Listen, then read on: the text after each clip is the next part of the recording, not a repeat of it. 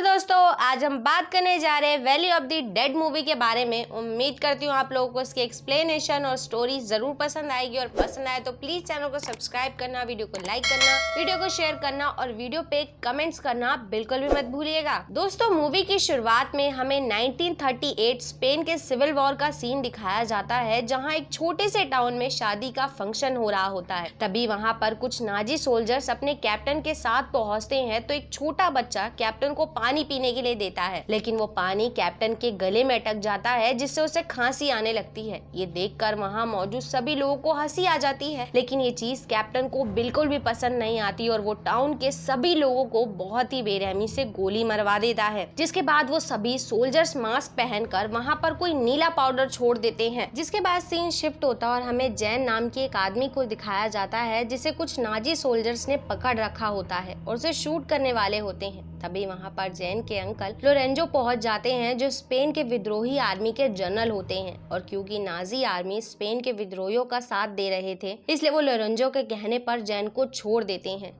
जिसके बाद हमें पता चलता है कि ये तीसरी बार था जब जनरल ने जैन की जान बचाई थी, इसलिए वो उससे कहता है कि अब मैं दोबारा तुम्हारी जान नहीं बचा सकता। साथ ही ये भी बताता है कि नाजी सोल्जर तुम्हारी जान के बदले चाहते हैं कि तुम ये लेटर कर्नल एलारकोस के पास ले जाओ। ये सुनकर जैन काफी घबरा जाता है, क्योंकि कर्नल एलारकोस तक पहुंचने के लिए उसे रिपब्लिकन सोल्जर्स के एरिया से होकर जाना पड़ेगा, जो कि इम्पॉसिबल था। लेकिन इसके बावजूद जैन को वहाँ पर जाना पड़ता है, और क्योंकि उसे गाड़ी चलानी नहीं आती थी, इसलिए जैन की हेल्प के लिए उसके साथ डेक्रूज नाम के एक सोल्जर को भी भेजा जाता है, जिसे लड़ाई से भागने की वजह से कैद कर लिया गया था। इस दौरान हम देखते हैं कि नाजी के जिस कैप्टन ने टाउन के लोगों को मारा था, वो जनरल लोरेंजो के कैंप में ही मौजूद था। जिसके बाद जैन और डेक्रूज गाड़ी लेकर वहाँ से निकल पड़ते हैं, तो रास्ते में उन्हें एक विद्रोही सोल्जर का प्लेन क्रैश होता हुआ दिखाई देता है, इसलिए वो दोनों उसकी हेल्प करने के लिए वहाँ जाने का फैसला करते हैं। इस दौरान जब वो क्रैश हुए प्लेन के पास पहुँचते हैं, तो उसमें उन्हें वही अजीब तरह का नीला पाउडर दिखाई देता है, जिसे नाजी सोल्जर्स ने टाउन के लोगों के ऊपर छोड़ा था।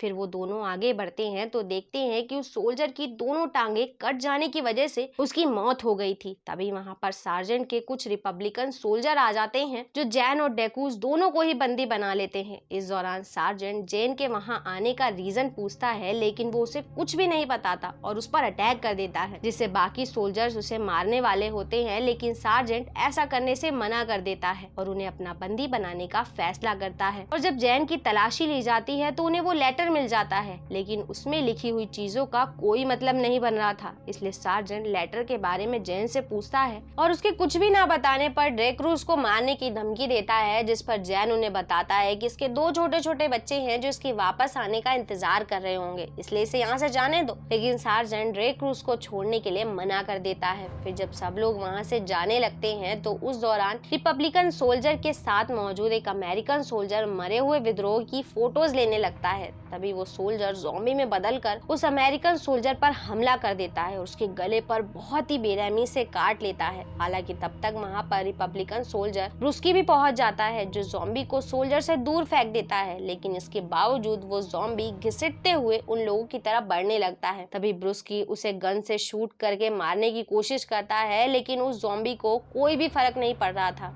तभी सार्जेंट उस ज़ॉम्बी के सर पर गोली मारकर उसकी जान ले लेता है। ये देखकर वहाँ मौजूद सभी सोल्जर बहुत ज्यादा डर जाते हैं। उसी समय अमेरिकन सोल्जर भी ज़ॉम्बी में बदल जाता है और ब्रुस्की पर अटैक करने की कोशिश करता है, लेकिन ब्रुस्की उसकी गर्दन तोड़कर उसे गोली मार देता है। जिसके बाद सार्जेंट जैन और डेक्रूज को लेकर अपने कैंप पर पहुंचता है, तो वहाँ पर देखता है कि उनका कैंप पूरी तरह से बर्बाद हो चुका है। इस दौरान वहाँ पर भी उन लोगों को उसी तरह का नीला पाउडर मिलता है जैसा कि नाजी सोल्जर्स के पास था, जिससे उन लोगों के देखते ही देखते वहाँ पर मरे हुए लोग ज़ॉम्बी बनकर जिंदा होने लगते हैं और उन लोगों पर अटैक कर देते हैं। हालांकि पहले तो सार्जेंट और उसके साथ ही कुछ ज़ॉम्बीज का सामना करते हैं और फिर सभी लोगों के साथ एक बोट की हेल्प से वहां से निकल जाते हैं। इस दौरान उनमें से कई लोगों को लगता है कि मरने के बाद सब लोग शैतान में बदल रहे हैं, लेकिन सार्जेंट उन सबको समझाता है कि ये सारी बातें बिल्कुल झूठ है, इसलिए तुम लोगों को इन पर विश्वास नहीं करना चाहिए। जिसके बाद वो लोग छुपने के लिए नदी के दूसरे किनारे पर पहुंचते हैं, लेकिन वहाँ पर भी ज़ॉम्बीज उन्हें चारों तरफ से घेर लेते हैं। हालांकि सब लोग मिलकर उन ज़ॉम्बीज का सामना करने की कोशिश करते हैं, लेकिन इस दौरान ब्रुस्की पर बहुत सारे ज़ॉम्बीज अटैक कर देते हैं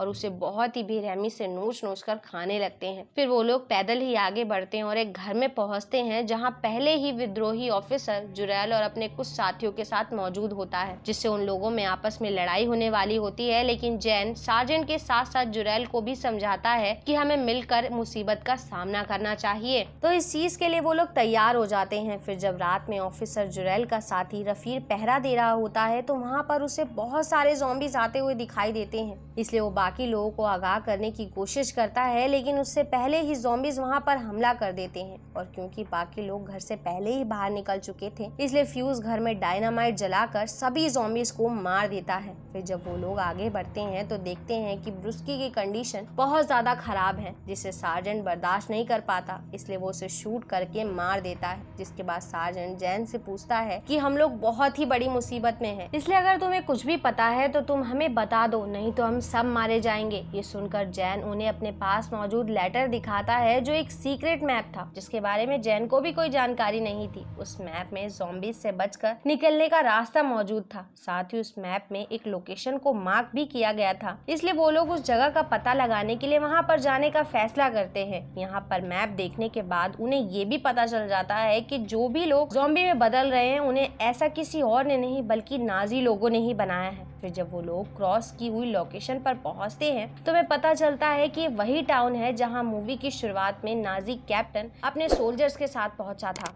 इस दौरान वहां पर भी उन्हें वो नीला पाउडर मिलता है, जिसे देखकर वो सभी काफी हैरान होते हैं। फिर वो लोग वहां पर बने हुए एक छोटे से हॉस्पिटल में पहुंचते हैं तो वहां पर उन्हें एक लेडी मिलती है जिसका नाम एना होता है, जो बताती है कि टाउन में नाजी सोल्जर्स ने अटैक करके सभी लोगों को मार दिया है और उन लोगों पर किसी तरह का नीला पाउडर डाल दिया, जिससे देखते ही देखते मरे हुए लोग जिंदा हो गए और उन पर अटैक करने की कोशिश करने लगे। लेकिन नाजी सोल्जर उनमें से कुछ को एक्सपेरिमेंट के लिए यहाँ से पकड़ कर ले गए और बाकियों को यहीं पर छोड़ गए, जिससे पता चलता है कि सभी लोग नीले पाउडर की वजह से ही ज़ॉम्बी बन रहे हैं। तभी उन लोगों को ट्रक की आवाज सुनाई देती है, जिससे वो लोग वहां से निकलने की कोशिश करते हैं, लेकिन कॉम उन्हें रोक लेता है और कहता है कि मुझे इस वायरस का फॉर्मूला मिल गया है, जिससे हम मरे हुए सिपाहियों को ज़ॉम्बी बनाकर इन विद्रोहियों से हो रही जंग को खत्म कर सकते हैं। हालांकि सार्जेंट कॉम को गन वापस रखने के लिए कहता है, तभी वहां पर डेकुस पहुंच जाता है, जिसे कॉम हॉस्टेज बना लेता है और वहां से निकलने की कोशिश करता है,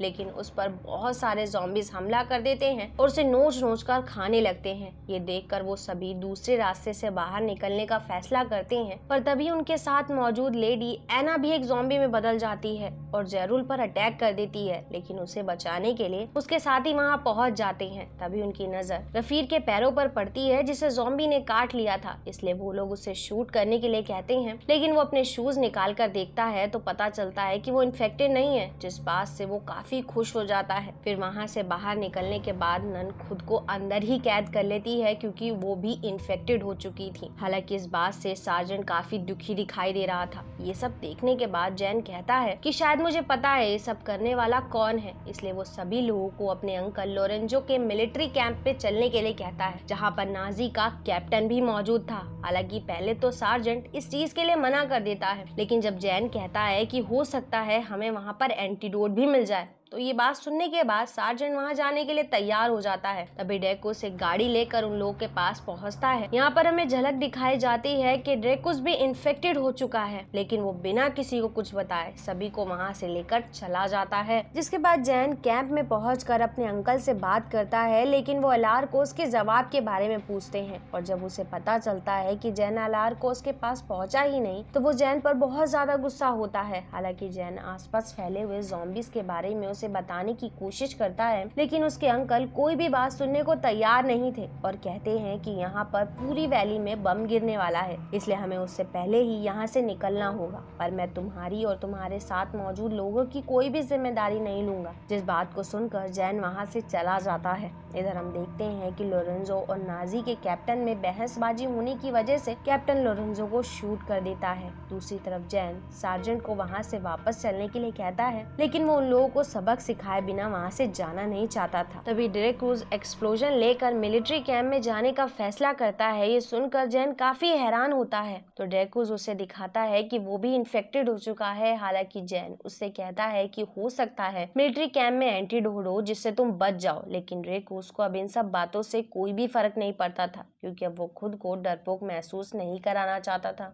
लेकिन जैसे ही वो आगे बढ़ता है कैंप में मौजूद सोल्जर उसको शूट कर देती हैं, लेकिन थोड़ी देर में वो फिर से ज़ॉम्बी बनकर आगे बढ़ने लगता है। तभी एक सोल्जर उसके सर पर गोली मार देता है जिससे ड्रे क्रूज के हाथों में लिया हुआ ग्रेनाइट गिरने की वजह से ब्लास्ट हो जाता है और फेंस भी टूट जाती है, जिस चीज का फायदा उठाकर वो सभी कैंप के अंदर घुस जाते हैं। तभी वो देखते हैं एक बहुत बड़ी तादाद में ज़ॉम्बीज कैंप की तरफ बढ़ रहे हैं। फिर जब जेन कैंप के अंदर पहुंचता है तो सार्जेंट उससे एंटीडोट के बारे में पूछता है तो इस बात पर वो कहता है कि मुझे ऐसा लगता है एंटीडोट ट्रेन के अंदर मौजूद लैब में है, जिसे लेने के लिए फ्यूज निकल पड़ता है। तभी कैंप के अंदर ज़ॉम्बीज भी पहुंच जाते हैं और वहां मौजूद सोल्जर को बहुत ही बेरहमी से मारने लगते हैं। तभी कुछ ज़ॉम्बीज जैन और उसके कुछ साथियों पर भी हमला कर देते हैं, लेकिन रफीर उन्हें बचाकर वहां से निकाल लेता है। इस दौरान उन्हें एहसास होता है कि वो चारों तरफ ज़ॉम्बी से घिर चुके हैं। दूसरी तरफ हमें जुरैल को दिखाया जाता है जिसके पास गोलियां खत्म हो जाती है, लेकिन रफीर उसे भी बचा लेता है। उसी समय रफीर पर भी एक ज़ॉम्बी अटैक कर देता है, जिससे ज़ॉम्बीज से बचने के लिए जुरैल गाड़ी में छुप जाता है। तभी गाड़ी के अंदर फ्यूज भी आ जाता है। इस दौरान चारों तरफ ज़ॉम्बीज से घिरने की वजह से उन्हें लगता है कि वो मरने वाले हैं, इसलिए फ्यूज अपने पास मौजूद डायनामाइट को आग लगाकर उसे ब्लास्ट कर देता है, जिससे वो दोनों भी मारे जाते हैं। जिसके बाद हमें जैन और उसके साथियों को दिखाया जाता है, जहां सार्जेंट जैन और उसके साथ मौजूद अपनी टीम मेंबर प्रीस्ट किलर को एंटीडोट लाने के लिए कहता है और खुद ट्रेन को यहां से बाहर निकालने का फैसला करता है। जिसके बाद जैन लैब में पहुंचता है तो उसे वहां पर नाजी का कैप्टन मिलता है, जिसने खुद के अंदर वो नीला पाउडर इंजेक्ट कर लिया था। हालांकि जैन उससे एंटीडोट के बारे में पूछता है तो वो बताता है कि इस वायरस का कोई भी एंटीडोट नहीं है क्योंकि इसे मैंने बनाया है, और अब क्योंकि मेरा काम पूरा हो चुका है इसलिए मैं भी बाकियों की तरह अमर बनना चाहता हूँ।